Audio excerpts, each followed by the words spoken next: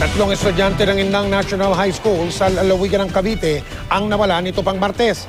Dalawa sa kanila ay naibalik na sa kanilang pamilya pero patuloy na pinaghahanap ang isa pa. Si Emil Sumangil, naka-Alerto 24, eksklusibo. Sa investigador ng bayan na si Mike Enriquez, unang dumulog ang mga magulang ng tatlong nawawalang bata. Noong nakarang Martes ng hapon nang sabay na nawala ang magkaibigang sina Justin Sandingay at Carl Julius Dotilios, kapwa second-year high school students ng Indang National High School sa Cavite. Bago iniulat na missing sa mga kinauukulan, sinasabing kapwa na pagalitan ng mga magulang ng dalawa makaraang mahuling nagbubulakbol. So siguro yung anak ko, natakot din po siguro siya na mapapagalitan ko dahil magsusumbong yung nanay nung Carl. So ang ginawa siguro sumama doon kay Carl. Kinabukasan ng first-year high school student naman na si Carl Vincent Alberto ang nawala, na nag-aaral din sa Indang National High School. Pero hindi raw nito kilala ang dalawang batang unang nawala.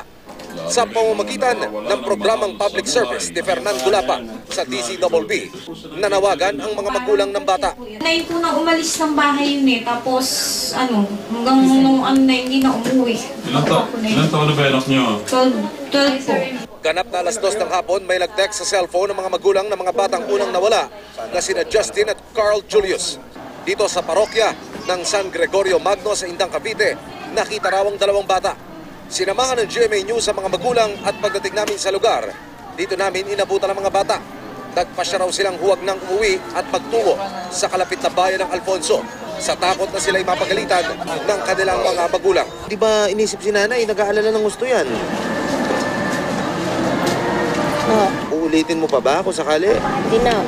Sorry na ako. Punta po kami ng Alfonso. Takot po kasi ako. Kasi po sinabi nung Justin yung kasama ko, galit na galit daw po nanay ko.